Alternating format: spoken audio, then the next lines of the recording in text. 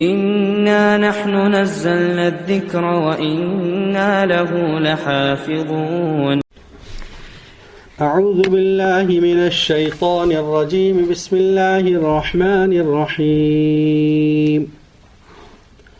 سأل سائل بعذاب واقع للكافرين ليس له دافع من الله ذي المعارج تعرج الملائكة والروح إليه في يوم كان مقداره 50,000 سنة فاصبر صبرا جميلا إنهم يرونه بعيدا ونراه قريبا يوم تكون السماء كالمهل وتكون الجبال كالعهن ولا يسأل حميم حميما يبصرونهم يود المجرم لو يفتدي من عذاب يومئذ ببنيه وصاحبته وأخيه وفصيلته التي تؤويه ومن في الأرض جميعا ثم ينجيه كلا إنها لظى نزاعة للشوى تدعو من أدبر وتولى وجمع فأوعى إن الإنسان خلق هلوعا إذا مسه الشر جزوعا وإذا مسه الخير منوعا صدق اللہ العظیم. یہ سورہ معارج ہے. اس سے پہلے جو سورت گزر گئی اس کا نام سورہ حاقہ تھا، اور اس میں قیامت کے دن کا تذکرہ اس طریقے پر تھا کہ جس وقت نام اعمال تقسیم کیے جائیں گے، داہنے ہاتھ میں ان لوگوں کا نام اعمال ہوگا جنہوں نے نیک اعمال زیادہ کیے اور جن کے لیے جنت کے فیصلے ہوں گے، اور بائیں ہاتھ میں لیفٹ ہینڈ میں ان لوگوں کا ملے گا جن کے لیے جہنم کے فیصلے ہو چکے ہوں گے. اسی قیامت کے انکار پر اور اس قیامت کی تاکید کے بارے میں اس صورت میں اور مضمون ہے سورۃ المعارج میں. اور شان نزول اس صورت کا یہ ہوا کہ نضر ابن حارث نے، اور بعض روایتوں کے مطابق حارث ابن نعمان فہری نے، اور بعض روایتوں کے مطابق ابو جہل نے یہ الفاظ استعمال کیے تھے: ان کان ھذا ھو الحق من عندنا من عندک فامطر علینا حجارۃ من السماء. اے اللہ، اگر قرآن حق ہے آپ کی جانب سے تو ہم پر پتھر کی بارش اور عذاب برسا دیجیے. یعنی یہ گویا مذاق کر رہے تھے قرآن کا کہ یہ نبی صلی اللہ علیہ وسلم اپنی طرف سے پیش کر رہے ہیں اور اللہ کی طرف منسوب کر رہے ہیں کہ اللہ اگر آپ کی طرف سے یہ قرآن ہے تو ہم پر عذاب نازل کر دیجیے، پتھروں کی بارش نازل کر دیجیے.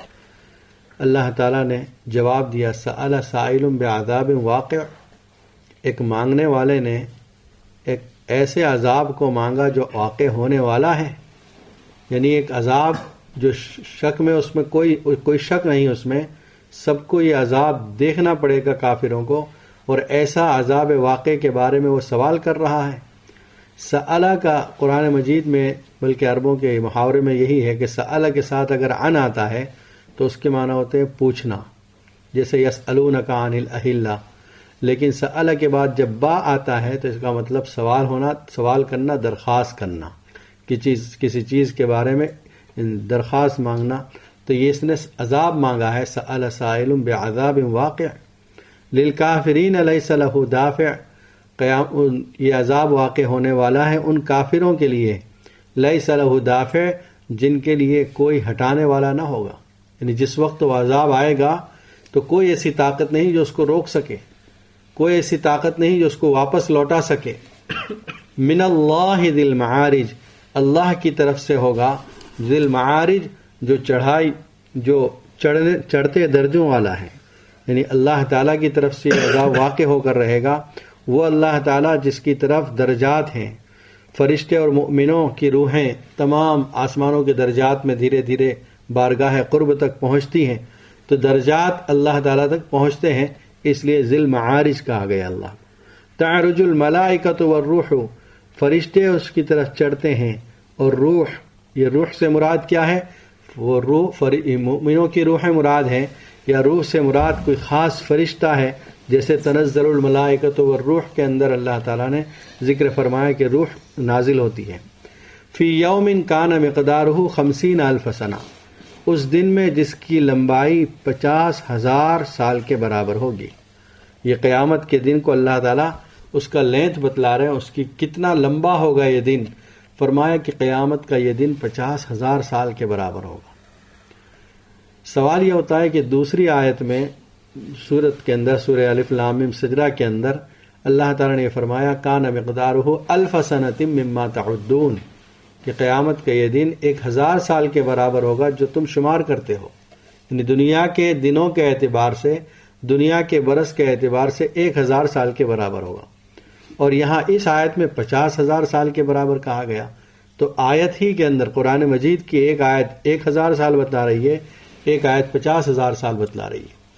اس کا جواب مفسرین نے دیا ہے کہ انسانوں کے اندر آپ دیکھیں کہ جو آدمی عیش و عشرت میں ہوتا ہے، جس کو کسی قسم کی کوئی پریشانی نہیں، نہ کھانے پینے کی پریشانی، نہ رہنے سہنے کی پریشانی، نہ ملازمت کی کوئی پریشانی، مالی اعتبار سے اللہ نے اس کو نعمتوں سے نواز رکھا ہے، اس کی زندگی ایسے گزرتی ہے جیسے پلک جھپکنا. 10 سال ہو گئے، 25 سال ہو گئے، اس کو محسوس بھی نہیں ہو رہا ہے. اور جو آدمی کسی پریشانی میں ہے، جو آدمی کسی تنگی میں ہے، کوئی مبتلا ہوا ہے مصیبت میں، اس کے لیے ایک ایک دن بڑا بھاری گزرتا ہے. صبح سے شام ہونا اس کے لیے مشکل ہو جاتی ہے. ایک برس تو خیر اس کے لیے بہت بڑا طویل دورانیہ ہو گیا. تو ٹھیک اسی طرح قیامت کے دن بھی جو لوگ گنہگار کافر ہوں گے ان کے لیے، عام کافروں کے لیے 1000 سال کے برابر ہے، اور جو گنہگار ہوں گے ان میں بھی زیادہ جو سخت ہوں گے ان کے لیے 50,000 سال کے برابر ہوگا. درمیان میں درجات ہیں، کسی کے لیے 20,000، کسی کے لیے 10,000 سال. ایمان والوں کے لیے یہ وقت تو بہت کم ہوگا. ایک حدیث میں الفاظ ہیں، نبی اکرم صلی اللہ علیہ وسلم سے پوچھا گیا یا رسول اللہ صلی اللہ علیہ وسلم یہ دن 50,000 سال کے برابر ہوگا؟ آپ نے فرمایا کہ مومنوں کے لیے یہ دن اتنا ہی ہوگا جتنا ظہر سے عصر کے درمیان وقفہ ہے. اتنا آسانی سے گزر جائے گا جتنا اتنا وقت گزر رہا ہے. ظہر سے عصر کے درمیان گھنٹے 2 گھنٹے 4 گھنٹے 6 گھنٹے، اس سے زیادہ کچھ نہیں. تو مومنوں کے لیے یہ وقت بہت جلدی گزر جائے گا. ہاں کافروں کے لیے اور گنہگاروں کے لیے، جن کے لیے اللہ نے یہ عذاب تیار کر رکھے ہیں، ان کے لیے بڑی مصیبت کا دن ہے. اسی طرح رات میں بھی آپ دیکھ لیں، روزانہ رات آتی ہے. جو آدمی اطمینان سے صحت مند ہے، اللہ نے اس کو نعمتوں سے نوازا ہے، وہ جب سوتا ہے تو صبح اس کی آنکھ کھلتی ہے، رات بھر وہ اطمینان سے سویا ہے. جب اٹھتا ہے تو اس کو ایسا محسوس ہے ابھی تو سویا تھا میں. لیکن جو آدمی کسی بیماری میں ہے، پریشانی میں ہے، کروٹیں بدل بدل کے رات گزر رہی ہے، گھڑی کی طرف دیکھتا جا رہا ہے، ایک ایک گھنٹہ اس کے لیے بڑا ہے، سوچتا ہے رات لمبی کیوں ہو گئی. تو وہ آدمی، رات وہی ہے سب کے لیے، لیکن کسی کے لیے بہت چھوٹی ہے، کسی کے لیے بہت لمبی رات ہے. ٹھیک اسی طرح عذاب کا بھی، اور اس دن قیامت کے دن کی لمبائی بھی اسی طرح پر ہوگی. فاصبر صبرا جمیلا، آپ صبر کیجئے، اچھی طرح صبر کرنا. انہم یرونہ بعیدا، یہ اس کو بہت دور سمجھ رہے ہیں، قیامت کے واقع ہونے کو اور قیامت کے دن کو یہ بہت دور سمجھ رہے ہیں. وَنَرَاهُ قَرِيبًا، اور ہم اس کو بہت نزدیک دیکھ رہے ہیں. یعنی ہمارے لیے قیامت کا آنا بہت نزدیک ہے، اور ہم دیکھ رہے ہیں قیامت بالکل یقینی اور قطعی اور واقع ہونے والی اور آنے والی ہے، اور یہ لوگ سمجھ رہے ہیں ابھی بہت دور ہے قیامت. یوم تکون السماء کالمہل، پھر قیامت کا تذکرہ، جس دن کے آسمان پگھلے ہوئے تانبے کی طرح ہو جائے گا. وتکون الجبال کالعہن، اور پہاڑ ایسے اڑیں گے جیسے اون رنگی ہوئی ہو. پہاڑ مختلف رنگوں کے ہیں، کوئی لال کلر کے پتھر ہوتے ہیں، کسی میں کالے پتھر ہوتے ہیں، کوئی مٹیالے پتھر ہوتے ہیں. تو الگ الگ رنگ کے پہاڑ ہیں. جس طرح اون میں بھی مختلف رنگ ہوتے ہیں، بالکل وائٹ ہوتی ہے، آف وائٹ ہوتی ہے، کوئی اور کلر کی بھی ہو سکتی ہے. تو جس طرح اون کے رنگ ہوتے ہیں، پہاڑ کے بھی مختلف رنگ ہوں گے، اور یہ اڑتے پھریں گے. ولا يسأل حمیم حمیما، کوئی دوست کسی دوست کو نہ پوچھے گا. یبصرونہم، سب ان کو نظر تو آ جائیں گے. یہ دوستی جس پر اعتماد کر کے آج گناہوں میں پڑے ہوئے ہیں، ایک دوست دوسرے دوست کا خیال رکھتے ہوئے اللہ کے حکام کو توڑ رہا ہے، نبی اکرم صلی اللہ علیہ وسلم کی سنتوں کے خلاف جا رہا ہے، صرف دوست کی حمایت میں، دوست کی دوستی کا خیال رکھتے ہوئے، یہ دوست قیامت کے دن کوئی کام آنے والے نہیں. اچھا یہ بھی نہیں کہ یہ لوگ نظر نہیں آئیں گے، چلو دور ہے، آنکھوں سے اوجھل ہے اس لیے خیال نہیں رکھ رہے ہیں. یبصرونہم، اللہ تعالیٰ تاکید فرما رہے ہیں، یہ ایک دوسرے کو دیکھیں گے، آمنے سامنے بھی ہوں گے، نظر بھی آئیں گے دوست، لیکن کوئی کسی کی حمایت نہیں کر سکے گا. یود المجرم لو یفتدی من عذاب یومئذ ببنیہ، مجرم گنہگار یہ چاہے گا کسی طرح اس دن کے عذاب سے اپنی جان چھڑائے دے، اپنے بیٹے کو دے دے، اپنی بیوی کو دے کر، اپنے بھائی کو دے کر، اپنے اس گھرانے کو دے کر جس میں وہ رہتا تھا، اور جتنے روئے زمین پر ہے سب کو دے کر اس کی ذات چھوٹ جائے، اس کو نجات مل جائے۔ اللہ فرمائیں گے نہیں، کلا، ہرگز نہیں۔ آج کوئی شخص کسی کو اپنے بدلے میں دے کر یہ چاہے کہ میں چھوٹ جاؤں اور یہ پکڑ لیا جائے، اللہ تعالیٰ فرماتے ہیں یہ دنیا بھر کر سونا اور اس جیسی اور ایک دنیا بھر کر سونا بھی ایک فدیے میں دینا چاہے کہ میری جان عذاب سے چھوٹ جائے، یہ قبول نہیں کیا جائے گا۔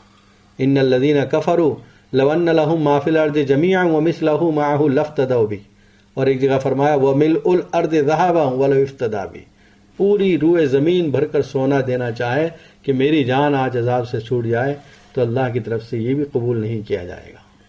اب اندازہ کیجئے اس کی قیمت کیا ہو گئی، ایمان کی قیمت کیا ہوگی؟ جس ایمان کی وجہ سے یہ آدمی عذاب سے چھوٹ جائے گا، اس ایمان کی قیمت اللہ تعالیٰ جو بتلا رہے ہیں دوسری آیت میں، اس سے اس کی ویلیوشن اور اس کا اندازہ ہوتا ہے قیمت کا کہ ایمان کی قیمت کیا ہے۔ جس ایمان کو آج ہم نے کچھ نہیں سمجھا، جو ایمان مدار نجات ہے، جس کو ہم معمولی سمجھ رہے ہیں، اللہ تعالیٰ فرماتے ہیں ایک طرف وہ آدمی جو ایمان کے بغیر اس دنیا سے گیا، دنیا بھر کر سونا دینا چاہے تب بھی قبول نہیں کیا جائے گا، اور ایک ایمان والا جس کی کلمے پر موت واقع ہوئی ہے، توحید اور رسالت کا یقین کرتے ہوئے اس دنیا سے گیا ہے، اس کے لیے اللہ تعالیٰ نے جنت میں نعمتیں تیار کر کے رکھی ہیں۔ کلا انہا لظی، ہرگز نہیں، وہ تپتی ہوئی آگ ہے، نزاعۃ للشوی، کلیجہ کھینچ لینے والی ہے، تدعو من ادبر وتولی، وہ پکارتی ہے اس کو جو پیٹھ پھیر لے اور پیٹھ پھیر کر چلا جائے۔ یعنی قیامت اس دن پکارے گی اپنی طرف، جو اس کے مستحقین ہیں ان کی طرف پکارے گی، الیہ یا کافر، الیہ یا منافق، الیہ یا جامع المال، میری طرف آ جائے کافر، میری طرف آ جائے منافق، میری طرف آ جائے مالوں کو جمع کرنے والے۔ اور ایک حدیث میں آتا ہے ایک بہت بڑی لمبی گردن نکلے گی جہنم سے، اور کفار کو چن چن کر جس طرح زمین سے جانور دانہ چگ لیتا ہے اس طرح چن چن کر جہنم میں پھینکے گی وہ گردن۔ ان الانسان وجمع فاوعى، اور جس نے مال کو جمع کیا، فاوعى، اور منع کرتا رہا، روکتا رہا مال کو، اللہ نے جہاں حکم دیا خرچ نہیں کیا، اس کے لیے بھی عذاب ہے۔ ان الانسان خلق ہلوعا، بے شک انسان ناصبرا پیدا ہوا۔ آگے اس کی تفسیر خود فرماتے ہیں اللہ تعالیٰ، اذا مسہ الشر جزوعا، جب اس کو کوئی برائی پہنچتی ہے تو بے صبرا بن جاتا ہے، ہائے واویلا کرتا ہے۔ وَإِذَا مَسَّهُ الْخَيْرُ مَنُوعًا، اور جب اس کو کوئی بھلائی پہنچتی ہے تو روکنے لگ جاتا ہے، وہ بھلائی دوسروں تک نہیں پہنچاتا۔ جب اس کو نعمتیں پہنچ رہی ہوتی ہے تو اس وقت اللہ کو یاد نہیں کرتا، اور جب مصیبت پہنچتی ہے تو ناصبرا بن جاتا ہے، ناشکرا بن جاتا ہے۔ واقعہ لکھا ہے کہ کسی جگہ ایک بلڈنگ کا کام شروع تھا، اور جو کانٹریکٹر تھا وہ اوپر چوتھے پانچویں منزل پر ہے، نیچے جو کام کرنے والا ہے اس کو متوجہ کرنا چاہا اوپر سے، لیکن اس کی طرف توجہ نہیں، کیونکہ کوئی مشین کے شور آ رہے ہیں، ٹریفک کا شور ہے۔ اس نے یہ کیا، ایک 5 کی نوٹ اوپر سے پھینکی، جیسے ہی وہ نیچے گری 5 کی نوٹ، اس نے مزدور نے اٹھائی اور جیب میں رکھ لی، کام جاری رکھا اپنا۔ اس نے سوچا یار اس کی توجہ نہیں ہوئی، چلو پھر سے ایک نوٹ پھینکی، شاید اب توجہ ہو جائے کہ یہ نوٹ آ کہاں سے رہی ہے۔ پھر سے اس نے 5 کی نوٹ اٹھا کے جیب میں رکھ لی۔ جب 2-3 مرتبہ اس طرح کیا، آخر اس نے پھر دوسری آئیڈیا لی اور چھوٹا سا ایک کنکر پھینک کر اس کی پیٹھ پہ مارا۔ جیسے ہی کنکر اس کی پیٹھ پہ پڑا، اوپر دیکھنے لگا۔ مالک نے جو کہنا تھا وہ کہہ دیا، لیکن مورل آف دا اسٹوری یہی ہے کہ آج نعمتوں میں جب انسان ہوتا ہے اوپر نظر نہیں جاتی، اور جب تکلیف ذرا سی پہنچ جاتی ہے فوراً اوپر کی طرف۔ یہ اللہ کی طرف سے ہونا تو یہ چاہیے کہ نعمتوں میں اوپر دیکھیں، یہ اللہ تیرا شکر ہے، تیری طرف سے نعمتیں پہنچ رہی ہیں، تیرا شکر ہے اے اللہ ہماری نعمتوں میں اضافہ اور برکت عطا فرما۔ لیکن اس وقت توجہ نہیں ہوتی، جب مصیبت آتی ہے تب اللہ کے خلاف شکوے شکایتیں بھی ہوتی ہیں، اور پھر لمبی لمبی دعائیں کرنے لگ جاتا ہے۔ فذو دعاء عریض، اذا مسہ الخیر منوعا، جب بھلائی پہنچتی ہے تو اس کو روکتا ہے، وہ دوسروں تک نہیں پہنچاتا۔ الا المصلین، مگر وہ نمازی، یہ وہ لوگ ہیں جن کو اللہ تعالیٰ نے آگے کی آیت سے مستثنا کر دیا، الگ کر دیا کہ یہ لوگ ایکسپٹ ہیں اس سے۔ وہ نمازی الذین هم علی صلاتہم دائمون، جو اپنی نماز پر قائم ہیں۔ دائم کے ایک معنی ہوتے ہیں ہمیشہ کرنا، مداومت کرنا، یہ بھی ایک پسندیدہ عمل ہے کہ جو کام آپ کر رہے ہیں نمازوں کا اس کو پابندی سے کریں، یہ نہیں کبھی پڑھی کبھی چھوڑی۔ کچھ لوگ نوافل میں کبھی بہت زیادہ لگ جاتے ہیں، کبھی چھوڑ دیتے ہیں۔ پابندی سے تھوڑا سا عمل یہ اللہ کو بہت زیادہ پسندیدہ ہے، تو پابندی کے ساتھ فرائض اور واجبات کی ادائیگی تو کر ہی رہے ہیں، نوافل کی بھی اہتمام کریں، پابندی کریں۔ ایک دوسرا معنی یہاں اس آیت کے جو حضرت عقبہ ابن عامر رضی اللہ تعالیٰ عنہ سے جب ان سے پوچھا گیا دائمون کا مطلب ہمیشہ مداومت کے ساتھ نماز پڑھنے والے، فرمایا نہیں، بلکہ دائمون کا مطلب یہ ہے کہ شروع نماز سے آخر نماز تک ان کی توجہ نماز کی طرف رہتی ہے، یہ دائمون کہا۔ اس لیے کہ آگے ایک دوسری آیت آ رہی ہے جس میں اللہ تعالیٰ فرماتے ہیں والذین هم علی صلاتہم یحافظون، اس کے معنی تو ہیں ہی کہ وہ اپنی نمازوں پر پابندی کرتے ہیں، یعنی ہمیشہ نماز پڑھتے ہیں۔ تو اس دائمون کا مطلب یہ ہے کہ دائمون سے مطلب کہ شروع نماز سے آخر نماز تک ہماری توجہ نماز ہی کی طرف رہے، ادھر ادھر نہ بھٹکے، یہ اللہ تعالیٰ چاہ رہے ہیں۔ والذین فی اموالہم حق معلوم، دوسرے قسم کے وہ لوگ جن کے مالوں میں ایک مقررہ حق ہے اللہ تعالیٰ کا، غریبوں کے لیے اللہ نے جو متعین کر دیا اتنا حق غریبوں کے لیے ہے۔ یہ عجیب بات ہے، آپ دیکھیں قرآن مجید میں حج کا ذکر ہے، روزے کا ذکر ہے، نماز کا ذکر ہے، زکوٰۃ اور میراث کا ذکر ہے۔ زکوٰۃ اور میراث یہ مالی اعتبار سے انسان کے لیے نکالنا بہت مشکل ہوتا ہے کہ 2.5% نکال رہا ہے، 2.5% نکالنا ہے، بس زکوٰۃ ہر سال نکالنا ہے، جتنا مال ہے اس کا بھی، سونا چاندی ہے اس کا بھی، مال تجارت ہے اس کا بھی، یہ بھی گراں گزرتا ہے آدمی کو۔ اور دوسری چیز جو بھاری لگتی ہے مرنے کے بعد، باپ کے مرنے کے بعد یا کوئی بھی مورث کے مرنے کے بعد وہ جو مال بچا ہے ہمارے ہاتھ میں اس کو وارث داروں کو تقسیم کرنا، جو بھائی بہن ہیں، بہن ہو اس کو بھی دینا، والدہ کو دینا، جو جو اس کے حقدار بنتے ہیں ان کو تقسیم کرنا، یہ بڑا گراں گزرتا ہے۔ اللہ تعالیٰ نے ان 2 جگہوں پر خاص طور پر فرمایا فریضۃ من اللہ، فریضۃ من اللہ واللہ علیم حکیم، یہ زکوٰۃ کے بارے میں اللہ علم والا اور حکمت والا ہے۔ یہ جو زکوٰۃ کی ترتیب اللہ نے بتلائی ہے ان لوگوں کو دیا جانا چاہیے، اللہ کی طرف سے مقرر ہے۔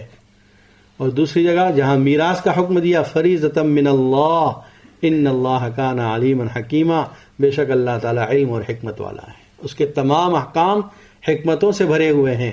یہ جو میراث کی تقسیم اللہ نے، جو حصے اللہ نے مقرر کر دیے وہ بھی بالکل عین حکمت کے مطابق ہیں۔ تو دونوں جگہ دو ہی عبادتوں میں تذکرہ ہے، زکوٰۃ کے بارے میں اور میراث کے بارے میں، کہ فریضۃ من اللہ، اللہ کی طرف سے مقرر ہے۔ والذین فی اموالہم حق معلوم للسائل والمحروم، یہ مقررہ حق ہے مانگنے والے کے لیے بھی اور بغیر مانگنے والے کے لیے۔ محروم ہے بیچارہ، محتاج ہے، لیکن وہ خودداری کی وجہ سے بول نہیں رہا ہے، مانگ نہیں رہا ہے، اس کا بھی حق ہے۔ والذین یصدقون بیوم الدین، اور وہ لوگ جو یقین رکھتے ہیں انصاف کے دن پر، قیامت کے دن کا ان کو یقین ہے۔ والذین هم من عذاب ربهم مشفقون، اور وہ لوگ جو اپنے رب کے عذاب سے ڈرتے ہیں، یعنی اللہ کے عذاب سے ڈرتے ہیں اور اس ڈر کی وجہ سے برائیوں کو چھوڑ دیتے ہیں۔ ان عذاب ربهم غیر مأمون، بے شک ان کے رب کا عذاب اس سے کسی کو نڈر نہ ہونا چاہیے، کوئی بے خوف نہ ہو، کسی پر بھی یہ عذاب واقع ہو سکتا ہے۔ والذین هم لفروجهم حافظون، اور وہ لوگ جو اپنی شرمگاہوں کی حفاظت کرنے والے ہیں، الا علی ازواجہم، مگر اپنی بیویوں کے ساتھ یا اپنی باندیوں کے ساتھ ان پر کوئی ملامت نہیں، یعنی یہ اپنی شرمگاہوں کو صرف جائز مقام پر استعمال کرتے ہیں، کسی ناجائز جگہ پر استعمال نہیں کرتے۔ ایک تو بیویوں کے ساتھ اس زمانے میں جو باندیاں تھیں ان باندیوں کے ساتھ اجازت تھی، اب اس کے علاوہ جتنے بھی غیر شرعی طور پر شہوت کو پوری کرنے کے مواقع ہیں وہ سب اس میں داخل ہو گئے کہ اس سے وہ لوگ بچتے ہیں، چاہے وہ بغیر نکاح کی کسی سے شہوت پوری کی جائے، زنا ہو، چاہے وہ متع ہو جس کو وقتیہ نکاح کہتے ہیں کہ کچھ ٹائم کے لیے نکاح کیا جاتا ہے اور آدمی اس کے بعد کانٹریکٹ کی طرف فنش ہو جاتا ہے، یہ بھی غلط ہے، شریعت میں یہ نکاح نہیں بلکہ زنا ہے۔ چاہے تیسری شکل اپنی ہاتھوں سے شہوت کو پوری کرنا ہو، حدیث میں آتا ہے ایسے لوگ قیامت کے دن جب اٹھائے جائیں گے تو ان کی انگلیاں حاملہ ہوں گی، موٹی موٹی، پتہ چل جائے گا کہ یہ وہ لوگ ہیں جو اپنے ہاتھوں سے اپنی خواہش کو پوری کیا کرتے تھے، یہ بھی گناہ ہے۔ تو یہ تمام چیزیں اس میں داخل ہیں کہ اپنے شرمگاہوں کی حفاظت کرتے ہیں۔ فمن ابتغا وراء ذلک، جو ڈھونڈ لے کوئی اور راستہ اس کے علاوہ، فاولئک هم العادون، یہ حد سے آگے بڑھنے والے ہیں، یعنی شہوت کے پوری کرنے کے اس کے علاوہ جتنے راستے ہیں وہ سب غلط ہیں، یہ حد سے آگے بڑھنے والے لوگ ہیں۔ والذین هم لاماناتهم وعهدهم راعون، جو لوگ اپنی امانتوں اور اپنے قول کو نبھاتے ہیں۔ امانات یہ جمع کا صیغہ استعمال کیا ہے کہ صرف ایک امانت نہیں بلکہ سب امانتوں کا خیال رکھتے ہیں۔ ہمارے یہاں عام طور پر امانت کو یہی سمجھا جاتا ہے کہ کسی کے پاس آپ نے 1000 پاؤنڈ دیے کہ بھئی ایک مہینے کے بعد لے لوں گا یا 2 مہینے کے بعد، اور وہ آدمی اس رقم کو اطمینان کے ساتھ سیف جگہ پر احتیاط کے ساتھ رکھے، اور جب وہ مانگے تقاضا کرے اس کو دے دے۔ یہ ہمارے یہاں یہ کہا جاتا ہے وہی امانت دار آدمی ہے۔ اس کے علاوہ بھی بہت سی امانتیں ہیں۔ کیا امانتیں ہیں؟ امانت یہ ہے کہ جس کام کے لیے آپ کو مقرر کیا گیا ہے اس کام کو آپ وقت پر پوری طرح انجام دیں۔ ایک آدمی کی جاب ہے 9 till 5، لیکن وہ پہنچ رہا ہے 9:30 بجے 10 بجے اور حاضری لگ رہی ہے 9 بجے، یا ٹائم اس کا پورے 8 گھنٹے کے پیسے لے رہا ہے، کام کر رہا ہے 6 گھنٹے، باقی وقت ضائع کر رہا ہے، ادھر ادھر گھومنے میں وقت ضائع کر رہا ہے، یا آفس میں بیٹھے بیٹھے ہی وقت ضائع کر رہا ہے۔ جو کام اس کے سپرد کیا گیا وہ کام نہیں کر رہا ہے، کوئی دوسرے کاموں میں لگا ہوا ہے، یہ بھی امانت میں خیانت ہے۔ اسی طرح امانت میں خیانت یہ بھی ہے کہ آپ نے کسی سے کوئی مشورہ کیا، اب اس کو پتہ چل گیا آپ کی باتوں کا، آپ کی رازوں کا، وہ دوسروں کے سامنے کہتا پھرتا ہے کہ فلاں کا تو یہ ارادہ ہے، فلاں کا یہ پروگرام ہے۔ المستشار و مؤتمن، حدیث کے الفاظ ہیں، جس سے مشورہ لیا جاتا ہے وہ امانت دار ہوتا ہے، یعنی اس کو چاہیے کہ اس مشورے کو امانت کے ساتھ رکھے، کسی کو بتائے نہیں۔ ایک امانت یہ بھی ہے، گھر کے اندر ایکسٹینشن لگا ہوا ہے فون کا، ایک نیچے ایک اوپر ہے، کسی کا فون آتا ہے نیچے سے اٹھا رہا ہے، اوپر سے آپ بھی سنتے ہیں، دیکھیں کیا باتیں کر رہے ہیں، یہ خیانت ہے امانت۔ ہاں ان لوگوں کو اجازت ہے جو سرپرست ہیں، جیسے ماں باپ ہیں، کوئی بچہ فون کر رہا ہے تو آپ سن سکتے ہیں کہاں بات کر رہا ہے، کس کے ساتھ کر رہا ہے، بیوی بات کر رہی تو آپ سن سکتے ہیں کس کے ساتھ بات کر رہی، باقی بھائیوں کے اور کوئی بڑوں کے آپ فون سنیں، یہ امانت میں خیانت ہے۔ ایک آدمی سویا ہوا ہے، لیٹا ہوا ہے، اس کو نیند نہیں آئی ہے، دوسرے 2 آدمی آئے، وہ اس کو سوتا سمجھ کر اس کی باتوں میں لگ گئے ہیں یا کوئی باتیں کر رہے ہیں۔ اس آدمی کو یہ چاہیے کہ بھئی کہہ دے میں جاگ رہا ہوں۔ اگر یہ بن رہا ہے، یہ ظاہر کر رہا ہے کہ میں سو رہا ہوں صرف اس لیے تاکہ ان کی باتیں سنیں، یہ بھی امانت میں خیانت ہے۔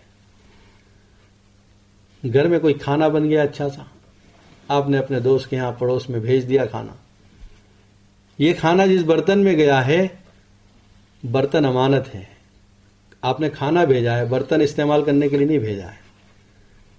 اس کھانے کو استعمال کریں گے لیکن برتن کو استعمال کرنا ان کے لیے امانت میں خیانت ہے۔ ان کو کیا چاہیے، اپنے برتن میں نکال کر اس برتن کو واپس کر دیں دھو کر، لیکن ہوتا کیا ہے، وہ برتن آیا ہوا ہے، وہ کھانا بھی اسی میں کھاتے ہیں، اس کے بعد اس برتن کو گھر کے کاموں میں استعمال بھی کرتے ہیں، اور یہ سوچتے ہیں جب کوئی ہمارے اچھا کھانا بنے گا تب بھیجیں گے یہ برتن۔ اس میں کبھی ہفتہ لگ رہا ہے، کبھی 10 دن ہو جا رہے ہیں، کبھی مہینہ، وہ بیچارے پریشان ہیں، 2-4 جگہ انہوں نے برتن بھیج دیے ہیں، اب وہ سوچ رہے ہیں کہ 4 برتن ہمارے تو رک گئے۔ تو یہ بھی امانت میں خیانت ہے۔ صرف اجازت ایسے برتن کے استعمال کی ہے کہ اگر اس میں سے کھانا نکال لیں گے تو کھانا خراب ہو جائے گا، جیسے وہ جمع ہوا کشتر وغیرہ ہے کہ اگر دوسرے برتن میں نکالیں گے خراب ہو جائے گا، تو آپ اس برتن سے کھا سکتے ہیں اور فوراً اس کو آپ دھو کر واپس کر دیں۔ یہ چھوٹی چھوٹی چیزیں امانت میں خیانت، ہم سمجھتے نہیں، ہم سمجھ رہے ہیں کہ صرف ایک ہی امانت ہے۔ اللہ تعالیٰ فرماتے امانات جمع کا صیغہ استعمال کیا ہے۔ والذین هم لاماناتہم، جو اپنی امانتوں کا خیال رکھتے ہیں، وعہدہم، اور اپنے وعدوں کا، جو انہوں نے کسی سے ایگریمنٹ کیا ہے، وعدہ کیا ہے، ان وعدوں کا خیال رکھتے ہیں۔ اور والذین هم بشہاداتہم قائمون، اور جو اپنی گواہیوں پر قائم رہتے ہیں، سچی گواہی دیتے ہیں اور گواہی پر قائم رہتے ہیں۔ والذین هم علی صلاتہم یحافظون، اب یہ وہ آیت دوسری آئی، جو اپنی نمازوں کو اہتمام سے پابندی کے ساتھ ادا کرتے ہیں۔ یہ 8 صفات ہیں، 8 کوالٹیز ہیں ان لوگوں کی جن سے اللہ راضی ہیں، اور پھر اللہ تعالیٰ پروانہ دے رہے ہیں ان لوگوں کو، اولئک فی جنات مکرمون، یہ وہ لوگ ہیں جو عزت والے باغات میں ہوں گے۔ یہ عجیب بات ہے کہ اللہ نے یہ صفات جو ذکر فرمائی، شروع بھی کیا الا المصلین سے، کہ وہ لوگ مستثنا ہیں جو نماز پڑھنے والے ہیں. ختم بھی کیا اولئک والذین هم علی صلاتہم یحافظون، نماز پر وہ لوگ پابندی کرتے ہیں. اس سے معلوم ہوا کہ شروع میں بھی اللہ نماز، آخر میں بھی نماز. اس کا مطلب نماز کتنی امپورٹنٹ ہے اللہ کے یہاں پر. فما للذین کفروا، کیا ہو گیا ان کافروں کو، آپ کی طرف دوڑے چلے آتے ہیں. عن الیمین وعن الشمال عزین، دائیں طرف سے بائیں طرف سے، غول کے غول، جماعت کی جماعت. ایطمع کل امرئ منہم، کیا ان میں سے ہر شخص یہ چاہتا ہے کہ داخل ہو جائے نعمت کے باغات میں؟ کلا، ہرگز نہیں. یہ قرآن کی تلاوت اور جنت کا ذکر جب سنتے تھے تو کافر ٹولیاں بنا کر ادھر سے گزاتے ہیں ادھر سے گزاتے ہیں اور مذاق اڑاتے تھے.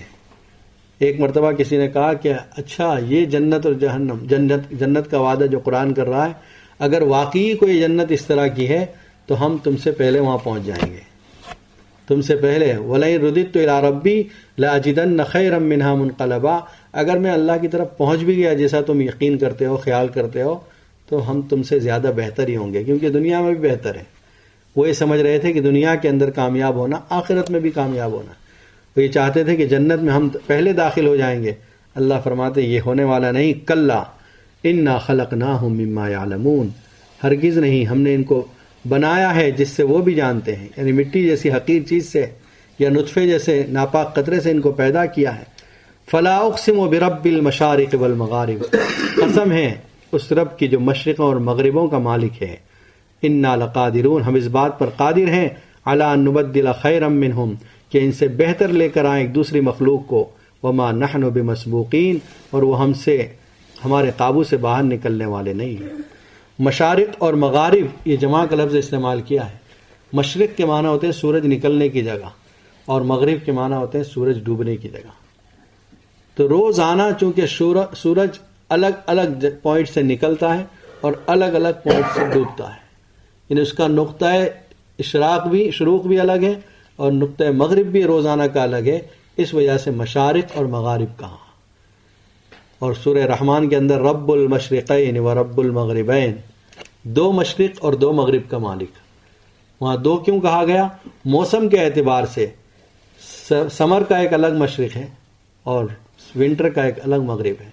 سورج آپ دیکھیں سمر میں الگ جگہ سے نکلتا ہے، ونٹر میں الگ جگہ سے. اسی طرح اس کے ڈوبنے کی جگہ مشرق اور مغرب بھی سمر اور ونٹر میں مختلف ہوتی ہے. اس وجہ سے دو کا لفظ استعمال کیا اور یہاں جمع کا صیغہ استعمال کیا.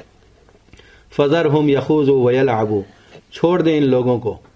یخوضوا ویلعبوا، یہ باتیں بناتے رہیں گے اور کھیل کرتے رہیں گے. حتیٰ یلاقوا یومہم الذی یوعدون، حتیٰ کہ مل جائیں اپنے اس دن سے جس کا ان کو وعدہ کیا جا رہا ہے. یعنی کچھ دنوں کی ڈھیل ہے، پھر اس کے بعد ان کی سزا یقینی ہے. یوم یخرجون من الاجداث، جس دن کے قبروں سے نکل پڑیں گے. سراعا، دوڑتے ہوئے. کأنہم الی نصب یوفضون، جس طرح کے کوئی خاص نشانے کی طرف دوڑے جاتے ہوں. کوئی ایک ٹارگٹ بناتا ہے کہ فلاں جگہ پر جانا ہے اور منزل اس کو کر کے روز لوگ دوڑتے ہیں اس کی طرف. ٹھیک اسی طرح یہ قیامت کے دن جب اٹھائے جائیں گے قبروں سے تو دوڑتے چلے جائیں گے. خاشعۃ ابصارہم، اور ان کی نگاہیں جھکی ہوئی ہوں گی. ترہقہم ذلہ، ان پر ذلت چھائی ہوئی ہوگی. ذالک الیوم الذی کانوا یوعدون، یہی وہ دن ہے جس کا ان سے وعدہ کیا جاتا تھا. قیامت آنے والی ہے. شروع میں بھی وہی ما لہ من اللہ من واق، اللہ تعالیٰ نے فرمایا للکافرین لیس لہ دافع، کہ اس کا کوئی روکنے والا نہیں، وہ آ کر رہے گی، ایسا عذاب ہے. اسی طرح ذالک الیوم الذی کانوا یوعدون، آخر میں پھر وہی کہ یہ وہ دن ہوگا جس کا ان کو وعدہ کیا جاتا تھا. اور یہ دن کا آنا اسی طرح یقینی ہے جس طرح ہر رات کے بعد صبح کا آنا یقینی ہے. حق تعالی شانہ ہمیں قیامت سے پہلے قیامت کی تیاری کی توفیق عطا فرمائے. اللہم صلی علی سیدنا محمد وعلی آل سیدنا محمد وبارک وسلم. ربنا آتنا فی الدنیا حسنہ وفی الآخرۃ حسنۃ وقنا عذاب النار. ربنا اغفر لنا ذنوبنا واسرافنا فی امرنا وثبت اقدامنا وانصرنا علی القوم الکافرین. اللہم اعنا علی ذکرک وشکرک وحسن عبادتک. رب اغفر لی وارحمنی وعافنی وارزقنی. اللهم نور قلوبنا بنور القرآن وزين أخلاقنا بزينة القرآن ونجنا من النار بالقرآن وادخلنا الجنة بالقرآن. سبحان ربك رب العزة عما يصفون وسلام على المرسلين والحمد لله.